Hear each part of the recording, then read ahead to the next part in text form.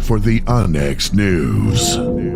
Extraterrestrials, time anomalies, dimensions, remote viewing, UFOs, UAPs, and USOs, ghostly encounters, abductions, Bigfoot, and more. Your end of the week news source for everything unexplained. Here is your host for the UNX News podcast, Margie K.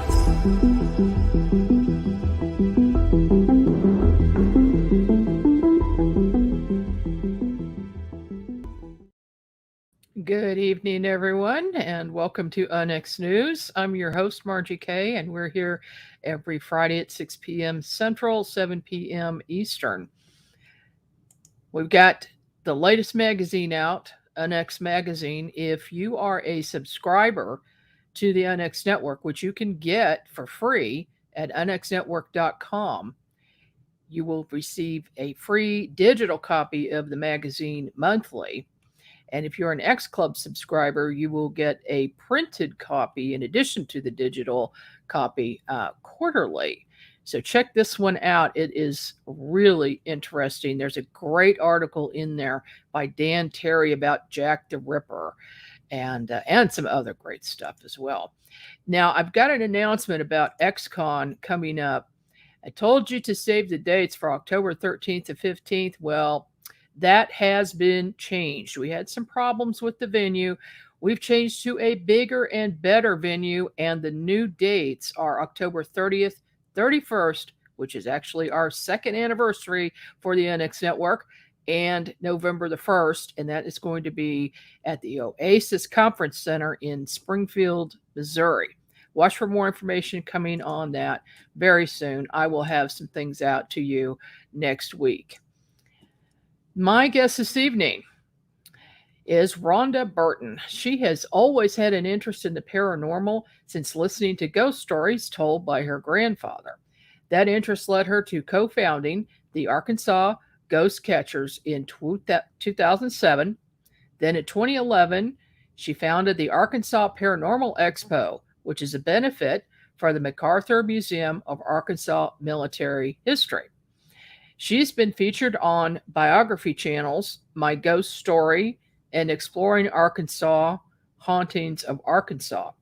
Rhonda believes everyone should have the opportunity to learn and experience the paranormal, to be prepared for that one experience that will change their life forever. Welcome to the program, Rhonda. Hi, thank you. Well, thank you for joining me this evening. We met some time back when I spoke at your Arkansas Paranormal Expo, and yes. I was very impressed by the location, and of course, being in a haunted place is always wonderful. Yeah, and your speakers, and so I do want to make sure that before the end of this evening, we talk about your new expo coming up this October. Okay. Let's go ahead and start with your background. How did you get interested in the paranormal? You know, I think it was the empty nest. All the kids were gone to school, college, and didn't have anything to do. And I was watching Ghost Hunters on test when it started 20 years ago. I was watching it. And that's how I thought, I've got one of those cameras in my closet. I'm going to pull it out, video cameras, and here we go. I was hooked. So that's how I got started doing it, almost 20 years ago. So prior to that, had you had any personal paranormal experiences? Before I got involved in it, no. Maybe a couple of premonition happenings, but nothing as far as ghostly. Well, yes, when my stepfather died, the cabinets closing and someone sitting on the bed type feeling, stuff like that, but nothing like going out into a cemetery or anything like that. I didn't have anything like that. Well, that's paranormal enough. Yeah, it is. Yeah, it's and did that happen directly after he passed? Right before, and also on my daughter too. So both of them was before, the night before, actually.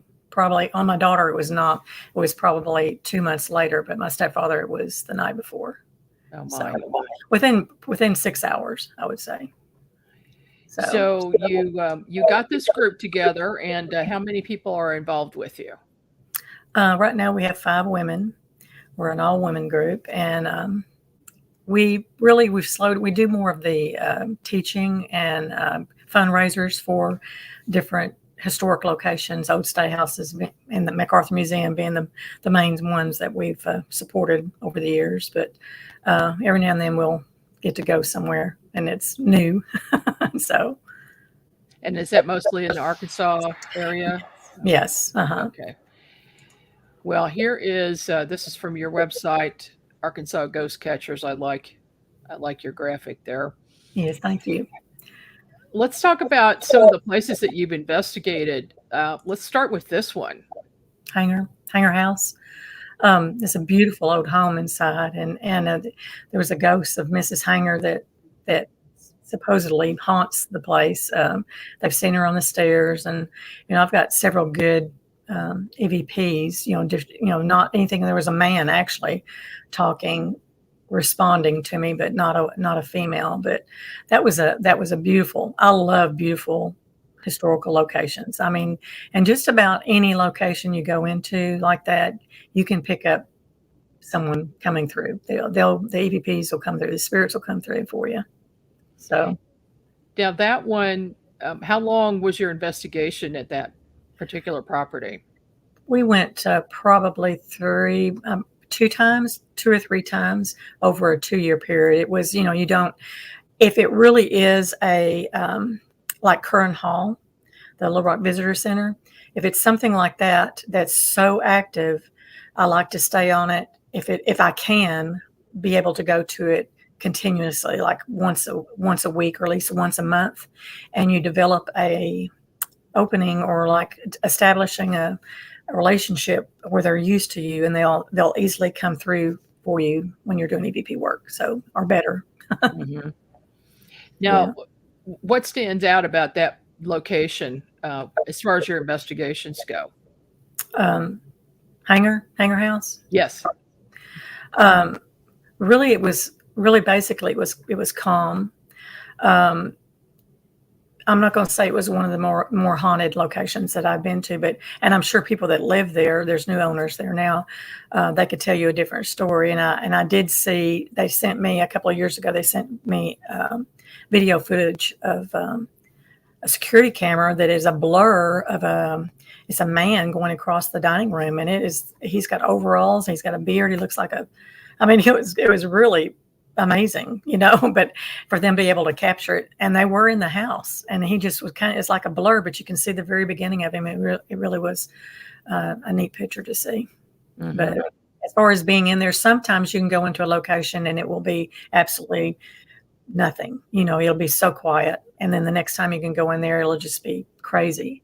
That's a lot of locations are like that. The sanatorium, tuberculosis sanatoriums like that. You can go up there and stay 10 hours and nothing will happen. And then you can go up the next time and it'll be completely crazy things happening. So, yeah. That does happen. Yeah. Now we've got one EVP from the Hanger House. Let me go ahead and play that.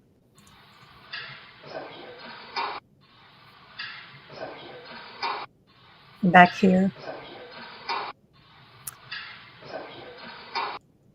I think the owner was looking for a book to show me, and I had my recorder on, and he responded back here, like trying to tell her where the book was. She was trying to find something to show me, and that was him responding to her, so. And was the book where you thought it would be? No. It was nothing, I could, because at the time, you're not, unless you're live. At that time, I was not doing live recording. I was doing just plain video or audio recording. And now I use the laptop and I live record, and I know exactly when they're responding to me, and I can respond, and I can go in and review it immediate and know when they're responding to me and respond back to them. So with you're not waiting like the next day so it's really, to me, it's a lot more handier to record on your laptop. Yeah. Yeah, I guess so. Yeah. Yeah, that makes sense. Easy editing, really quick. Because the hard part is not doing the investigation. It's going through everything afterwards. Exactly. It takes forever. And Hours. I can't tell you how much stuff I haven't gone through yet. Just because of that. Yeah, I know. It's hard for people to understand that. They want to get involved in that, and you have to be prepared to spend hours and hours, massive amount of time in editing process. So you really have to be willing to do that to get involved in this. But a lot of people just do it for the fear factor, I think, basically, going to locations just to like a scary house or a scary location. So not quite serious. Yeah. So what is your main purpose for doing paranormal investigations? At the time when I started, I was very curious. I was just very interested in, was this really happening? And what I started out doing was the video and photography. And really, the chances of you catching something on video or the photography is slim compared to doing EVP work, which ended up being my calling. So a lot of people have different callings. That was my calling, is the EVP work. So the voices. Yeah. Okay, I've got one more EVP here from the Hanger House. I'll go ahead and play that. Do you go back to heaven? Do you go back to heaven? Do you go? That was the owner, and she was asking, do you go back to heaven? And the male voice said, I do. And some owners I do interplay with, interact with them. I get them to ask the questions, and because they're used to them. And that happened to be the new owner of the Hanger House at the time on that particular one. But yeah, sometimes they'll come through for the owners are really good. They respond well because they're used to them. Oh yeah, yeah, definitely, especially if they live there. Right, exactly. So these at the Hanger House, these people live in the house and they allow tours to come in. No. That's a private home, Hanger House.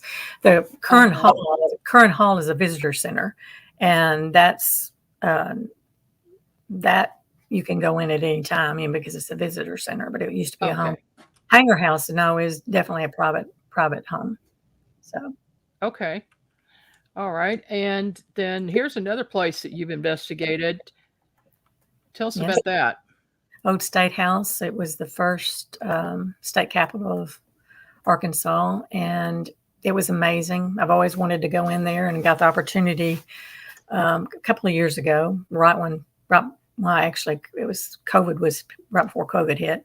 And then I got to go in there again last year, and it was like having the most awesome Christmas present ever, to go in there and just visit that beautiful building, and then interact with the spirits that are there, which are a lot in there. So a lot. Are there? Are there? Yes, there are. So hoping that we'll do another fundraiser for them this fall is what we're going to be doing. So what kinds of things do you capture on video when you're doing these investigations that would be something considered to be paranormal?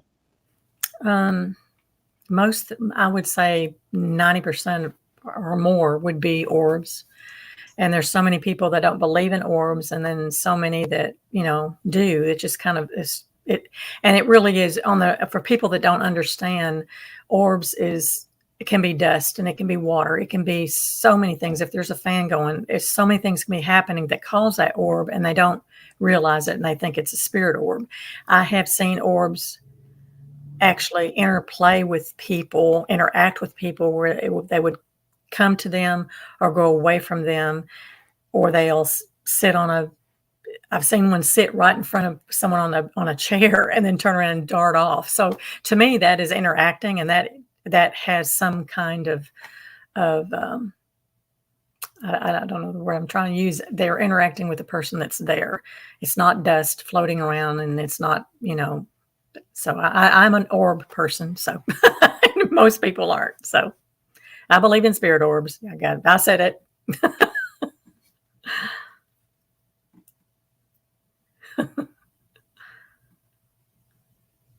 Hope I lost you. Yeah. Okay. There we go. So I'm an orb person too. So I totally believe what you're talking about, because when you see it with the naked eye, Yeah. that's not something, an artifact being picked up by the camera. No. I've always wanted to be able to capture a shadow person or something like that, but that's not happened. And I've done a lot of video work, so that has not happened. I know people that have tried, and some that have captured them. So you can see them think quicker than you can catch them. That's true. That's true. Yeah. I was at the Deadwood Hotel in South Dakota a few years ago, and I had my little night vision camera with me. We're doing a night tour, just me and my husband with this guy who worked there, and he took us into the haunted bar. And as soon as I walked in, I just was holding the camera up. I wasn't even filming, and you see all these orbs flying back and forth behind the bar. Oh my God. And it was so fast that I couldn't even get video of it. It's crazy. Oh my gosh. Okay, so this one here is Hospital Hill. Is that correct? That's the tuberculosis hospital. Yes. Okay, and where is that? I've been told not to say it, so. Okay. Somewhere in Arkansas. It is in Arkansas. Yes, it is in Okay. West Arkansas. It's an old tuberculosis sanatorium, and it probably is one of the most haunted places, if not the haunted place in Arkansas. Had lots of things happen up there, but Did you get some EVPs at that one? I captured my first EVP up there, and that's how I got hooked. It was a little girl saying hi, the most sweetest, gentlest voice I ever heard in my life, and I was hooked from that point. And I've captured so many EVPs up there of all ages, men, women, children. It's an amazing place, and I've heard groups of people moving down the hall. Like you would hear, that was probably residual, but it was really crazy when it's pitch black. That hall in the darkness, that's really kind of scary. And there is, there is a lot going on up there. There are some pretty bad spirits up there. So, you don't want to mess with those, because they put everybody up there, the ones, even the criminals. So, yeah. So, and a lot of people went through a lot of pain up there. So they were experimented on. And so, it's a sad place, and it's really kind of in disrepair right now. And it's not really a healthy place to go into, but probably one of my most favorite is one that I got with my sister. We were trying to take a selfie, and we were in an old nurse's station, and I was holding my phone up against trying to take this picture, and we took it and kept taking, took probably 4, and we were laughing. We had tears going. And then when I went ahead and hit the recorder on my laptop, because I thought we're using so much energy, and we're in such a good place and happy. And then this woman's voice came through when I reviewed that said, "This is silly, stop." So, I mean, she sounded like a stern nurse, because we were in the nurse's station, but probably one of my clearest CVPs that I got up there. She just said, "This is silly, stop." And we were acting silly. So, okay. And I've got that EVP. So let me play that now. Perfect. Okay. Silly, stop. Perfect. Yeah. Silly, stop. Perfect. Silly, stop. This is silly, stop. Yeah. That's what she says. Wow. Yeah. Clear as day. Yeah. And then, I mean, I've got so many clear, that probably one of the most interesting things that happened up there was the elevators, which of course are not working. The elevators were going, you could hear them going up and down. The doors were slamming down these halls. It's 4 stories tall, and it lasted like 10 seconds. And I was jumping up, and I was like, what is going on? It was just one of those feelings that you had. And it ended up being an earthquake happened like in Oklahoma, which is very close to where where this is at. It was on the Oklahoma-Arkansas border, and then that started the whole situation in my mind going with wheels turning on how can Earth and the energies affect the spirit world, because it went crazy. It just absolutely went crazy, and it was because of that earthquake. So that's what I believe anyway. Oh my! I've never seen anything happen like that before. So it was amazing. That's pretty crazy. Yeah. Okay, and then this picture is from that same hospital. Right. Is that an orb picture? That's an orb picture. If you have them that they're singular and they follow you around, every time you take a picture, turn around and take a picture, it's there. There's not anything else around. I have several. I think there's another one on there that there was one that was doing the same thing all night long following us. So that was at the sanatorium too, in the basement. So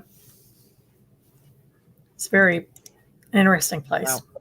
Yeah. Yeah, sounds like it. I've been invited to several prison investigations, and I always turn it down. It just feels like really super dark, heavy energy, and I don't care to be around that. No, I don't know, a lot of people do love that type of thing. No, I do not. I do not. No, I don't either. I am. Well, no, that's not it. There we go. Hang on just one second. I'm going to bring up this other picture from there. Now, is that an orb in the background? That's a street light. That's an orb in motion on the right. Oh, okay. On the right. So that's moving. Yeah, that's a moving orb. Yeah. That was at Boonville. That's it. Wow, I didn't say that. Uh-oh.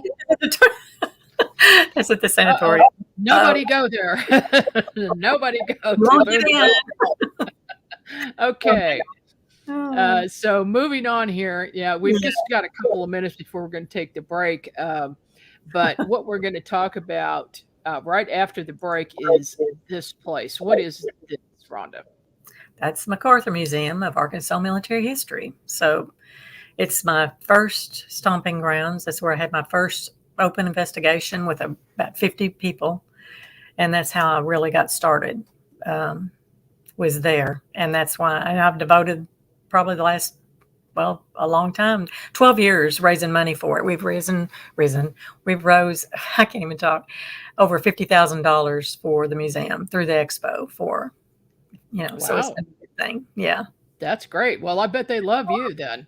Yeah. It's been a joy. I mean, I love that place. I do. Everybody that goes there, you kind of get attached to it, and they have their own ghosts that move around. They have Sarge, and they have one that actually right there in the speaker room that you were at, those back stairs, there's someone that goes up and down those stairs all the time, actually bumps into people. So, Yeah. When we went down, when I was there, the energy shifted as soon as you get down to the bottom of the steps. Right. And I could feel the presence of several spirits, but one in particular was attached to a painting. A painting? Yes, I remember that very distinctly. And whoever the man was, he had a uniform on it, and he was younger, maybe in his 30s or 40s. I can't remember who that was. Was it stained glass? Oh, oops, you went off. No. Okay. No. But yeah, there was a presence. There was a presence attached to that for sure. Right. And so when you say MacArthur Museum, this is General MacArthur. Yes, he was born. Yeah, he was born at that place. Right. Yeah. And the museum is divided up into like 4 sections on each upper and lower, first level and the second floor, and then they have a basement, and it's the top floor that he supposedly was born in. So they're to the right on the top floor.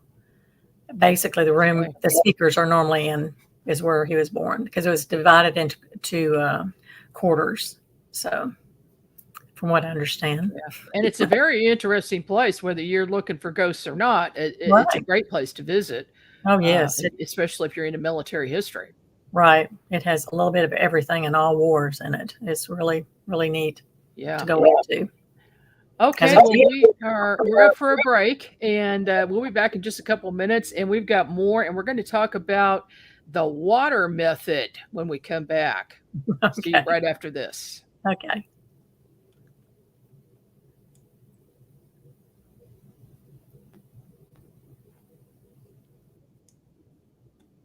Are you thinking about purchasing a wood-fired heating or cooking appliance but don't know where to start? The new book, Wood-Fired Heating and Cooking, will guide you through the process and make the decision much easier. Find out about wood stoves, wood-burning fireplace inserts, masonry heaters, cook stoves, brick ovens, and more.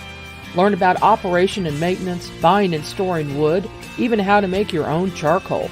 A bonus section includes delicious recipes for cooking in a wood-burning oven, grill, tandoori oven, or smoker. The wise homeowner, prepper, or homesteader will have the ability to heat their home with wood when the power goes out or to save money on increasing gas bills. Wood-fired heating and cooking is available at Amazon. Visit www.woodfiredpub.com for more information. That's woodfiredpub.com.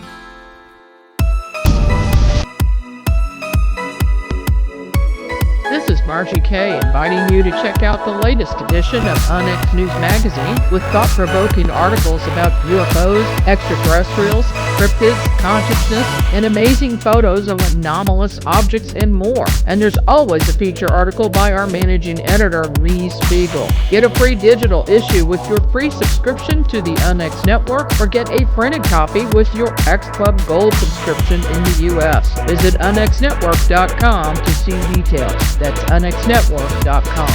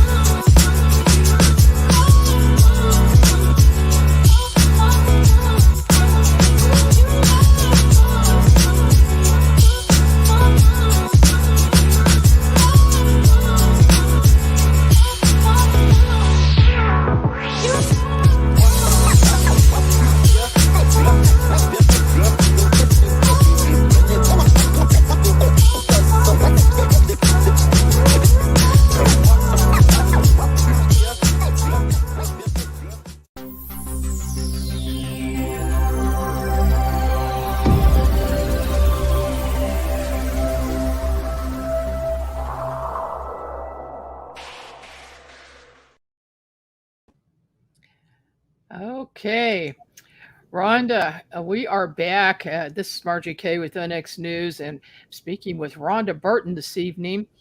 I want to get into this ITC water video photographs. What is that, and who developed it? Became a member. It was the Association of Electronic Voice Phenomena, which later turned into the Association of Transcommunication, which covers all forms of communicating with the spirit world, whether it's computers, video, whatever methods, smoke method, using smoke to capture the spirit photography. And the water video was first started by Margaret Downey, and she used I used a pan. She used a pan. You have water in the pan with your video camera pointing down into the water, and then a flashlight or some type of light source. So you were basically, to me, it was like scrying, because you have your finger in there and you're turning, making a ripple in the water. And you can't record more than like 30 seconds because of the review time is unreal. So you're having to look at frame by frame. So it's time-consuming but rewarding type of ITC work, and I really enjoyed it when I did it. But like I said, it really is. It's time-consuming, and there was so much more that I could have went down that road. Was actually getting letters being formed in the water, and they didn't say anything. It was just letters, and there was also hearts, random things that seemed that it's a good. You could go forward on that one and really try to communicate. And and it was just going to be too time consuming because it was a communication, but it was not a full communication, not like voice. So So, So- do you need to put yourself into an altered state of consciousness before doing this? no, I let the spirit. I do I'm calm, and I do bring it in a little bit, and I let the spirits know that what I'm going to be doing and how long I'm going to be doing it, because I only do it about 30 seconds each time I do it. And I ask them if they want to show themselves to me. They can in the water, just like I say the same thing in when I'm doing EVP work. If they want to talk to me, I explain to them what I'm doing either way. And that particular time, that was at Curran Hall, and when I captured her on the woman in black. She was, and if that particular picture, she showed up in one frame. So you're talking about 30 seconds, 30 frames per second. You're reviewing all these frames, and she popped up. And so that's my finger, and I am twirling the water. So there's a ripple effect, the light source, but she's standing out. If you look at the lower right, it's a dog or a child. But it's a woman with a short sleeve dress, high collar, with the black hair, no face. A lot of the water video that I've captured they have no face. They have clothing, they have their body type, and they have hair or hats, whatever but their face is not totally clear on them. So Yeah, was- but it's clear enough to see that is a woman standing there. yeah, yes, and there's something right Wow. beside her, but you can't tell what it is. It's Mhm. just, it's very hard. It's either an animal or it's a child. Interesting. Yeah, and Mary is one of the hauntings there. The one she died in childbirth. And what about this one? It's a bird, and I captured it at my home, and I was doing the same thing. I tell them what I'm going to do if they want to come through. This is just an odd animal. I think it's a bird, but yet I call it a bird. I call it an eagle because it's the first thing I thought of. But you see the light ripple affect the lines on the side of that. That's where I captured in other pictures letters and different emblems and stuff. So, and like I said, it's one frame. You won't have very rarely do you have multiple frames. It's not like leading up to one picture. They pop in and they pop out on those in that water video. Mhm. So it's really kind of amazing. So do you think it's a reflection that you're picking up? Yes. I mean, I really think it has something to do with the person doing it. And their ability to communicate to the spirit world, and on who comes through. I don't know why animals would come through, but I know that I did have a lot of different types, and you have to know that that's what looks like a woman, or if that looks like a bird, or if that looks like a child. It's just different. People don't understand exactly. They're going to say that it's just all your mind and what you're seeing, but when it pops in one frame and goes away, it's kind of amazing. And you're asking for them to come through, and that's kind of a confirmation for me on that. So Yeah, and I can see why you're only taking 30 seconds, because at 30 frames per second, you're going through a lot of frames. right. To You see, could, you you could take it. And I mean, we're talking about a lot of review. And normally I tell people 30 seconds, but, I would go over a minute. And I would, because you get so wrapped up in it that you're hoping that someone's coming through and And sometimes they do and sometimes they don't. But actually, that was one of the best ones that came through on a water video. And what is this one? I think, and what I see is a face of a child or a woman, and she's leaning on her hands. That's her arms, she's leaning on her hands and an elbow. Her arms are forward. There's I'm not sure what's at the top of her hair, but I think it's some female is what I think it is. But, the arms is what, and I don't know that anybody else would see that, but that's what first grasped my attention was the face and the arms, like someone leaning on their hands, like you do. Mm-hmm. No, I definitely see a face there and arms. That's really strange, though. That face looks like an infant face, like a baby. Right. Yes, chubby. Yeah. Yeah. That's. And where was that taken? My home. At your home too. Okay. Yes. Okay. And then we've got one more, which is 4 photos. Tell us about this. It's a strip of them. The one on the very far left, he actually rolled up the bowl. When I took the picture, or when I got the picture, that face was the clearest face, but right above him onto the right, going up the bowl, there was like a shadow of him going up the bowl, his face. So it was like he was starting to form at the top of the bowl, and it came all the way down to get that picture there on the left. That's what happened. That was a kind of a unique picture because he actually, became very quick and down to form that face. It was forming in one shot is actually what it was happening. The second one is a dog. It looks like a dog. And this was at Rialto Theater in Morrilton is where I captured these. The third one is, to me, she almost looks like the lady in black, her hair. And it's a woman, and again, that child or something. You can see her eyes, and you can see her hair and her forehead, and her shoulder. But there's something there right beside her, whether that's an animal or whatever. But that's what when I first saw her, I thought that she looks familiar. She looks like the lady in black. And then the other one is actually a man. You get like a sea captain's hat, and then his little coat. And I mean, to me, that's a man to the right.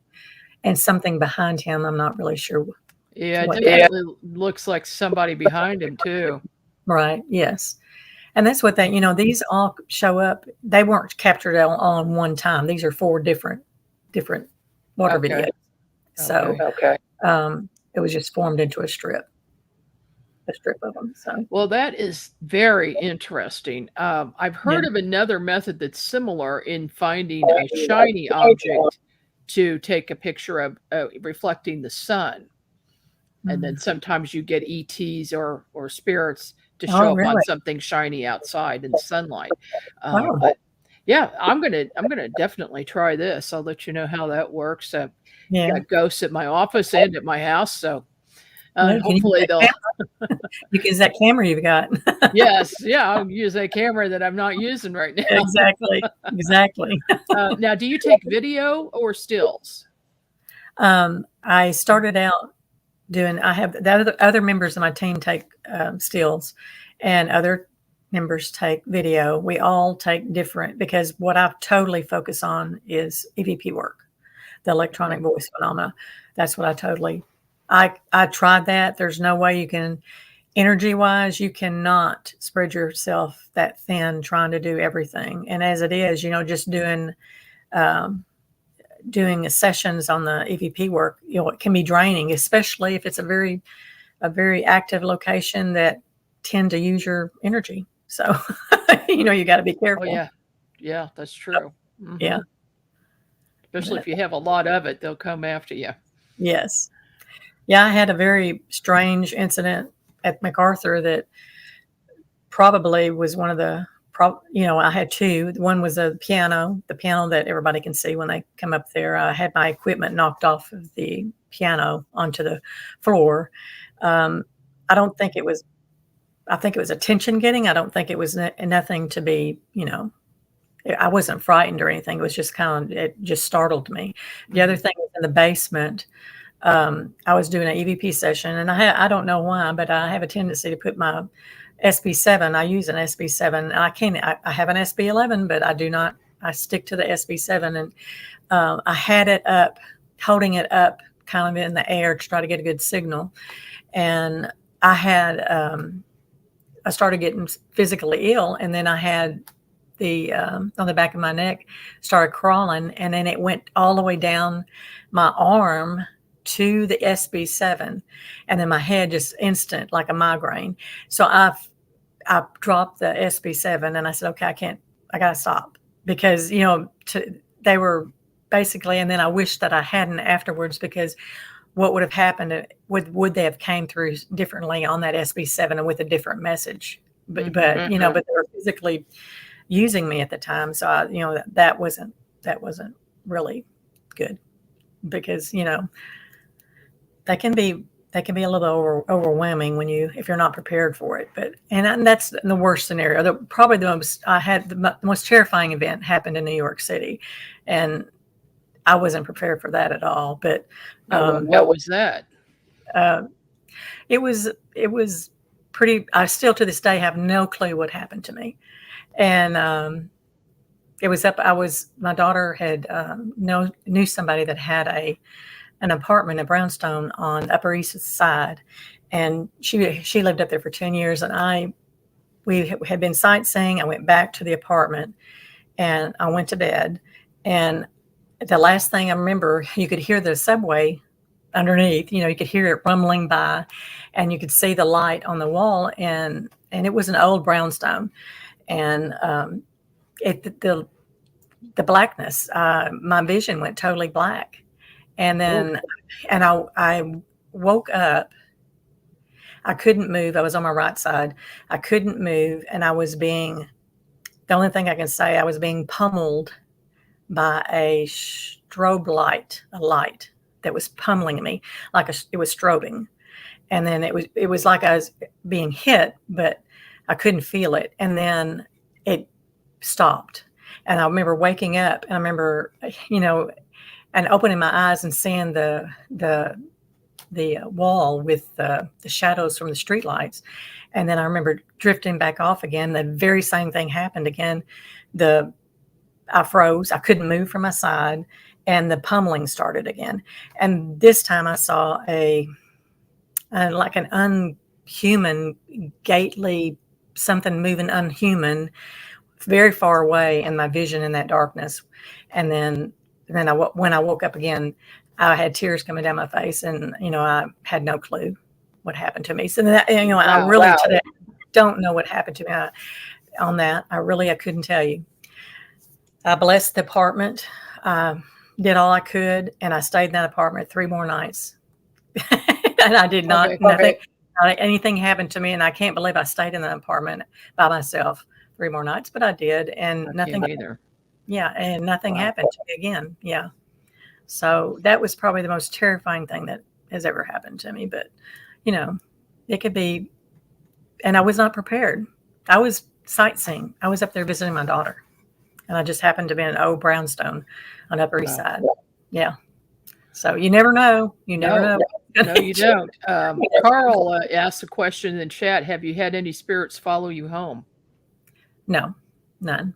I've never had any follow me home.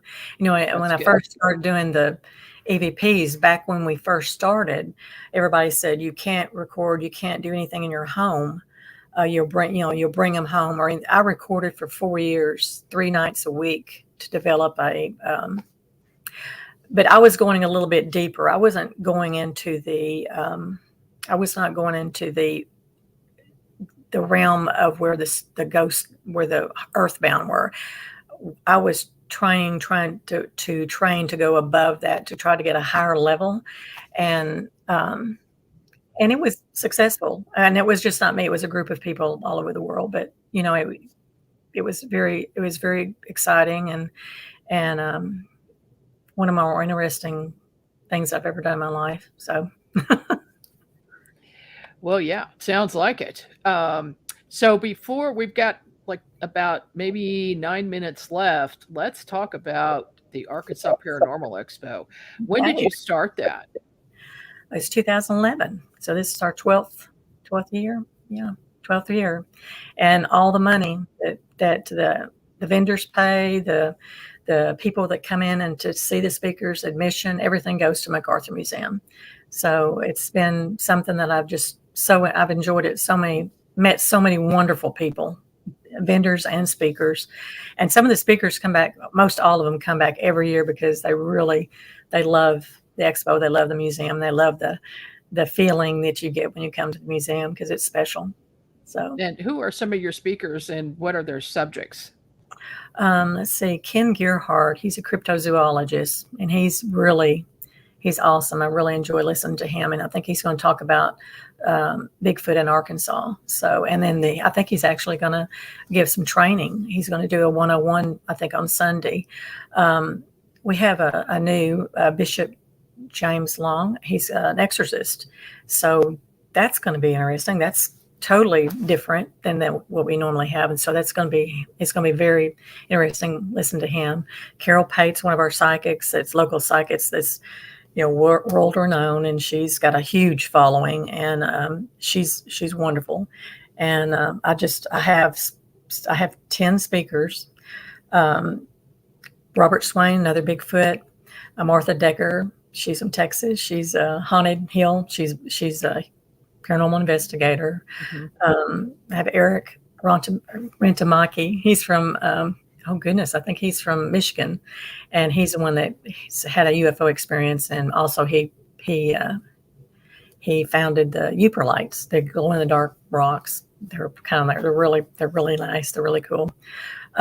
Adrian and Tina, of course, everybody knows them. They're paranormal.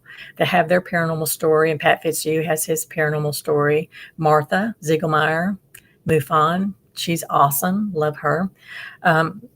Let's see. I can't remember if I've forgotten anybody. I think that's everybody. I hope that I did. So you've got 10 speakers. You've got over 2 days, plus Yes. a lot of vendors are there. We have on 2 vendors. floors. Yeah, 2 floors. We have paranormals. I call them paranormals just because they're in the paranormal field. And I have regular people selling regular things on the first floor, along with the psychics. The psychics is on the east end, and I have psychics that you can come in and you can have a psychic reading. You schedule that. I have an aura reader, which they have a really neat machine. It's called the Happy Aura, and she's everybody really loved that. That's a machine that actually takes your aura and they tell you what all the colors it means. And then we just have so many neat people that come to this that they come back every year. They love it. So. And then are you doing a haunted tour of the MacArthur Museum?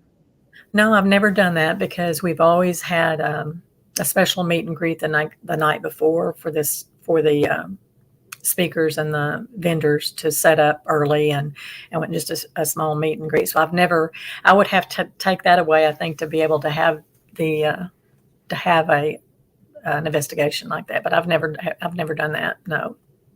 Okay.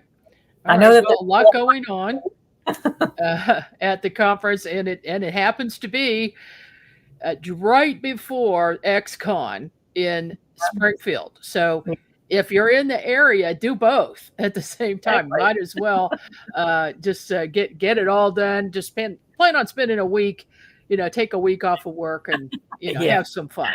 Exactly. We are going to actually, how much are the tickets? And $10 a day? $10 a day, and children under 12 are free. And yeah, you can get tickets at the door, cash, credit card, check, whatever it will take. Okay. And we've got a special this evening. Now, I put this notice out on Facebook and everywhere else. So I'm going to ask a question, and the first person in the chat who answers the question correctly or who sends me a Facebook message on the NX Network page gets 2 tickets and a sticker and T-shirts to the Arkansas Paranormal Conference. Okay, here's the question. What state is the conference being held in? Okay, that's the question. Send your answer right now. The first person to get that is going to win the tickets. And I will get back with you later about that. Okay. Okay, Rhonda, what advice do you have for paranormal investigators that are new to the field?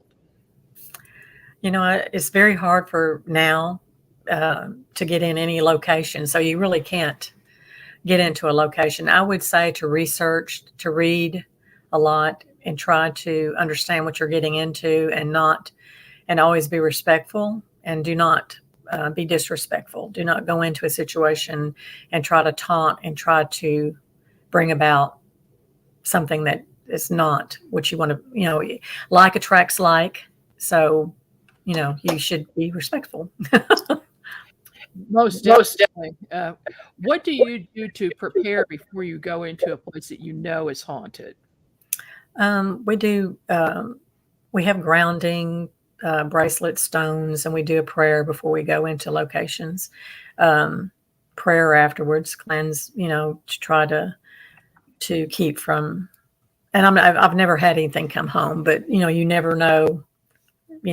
I've really never thought about it.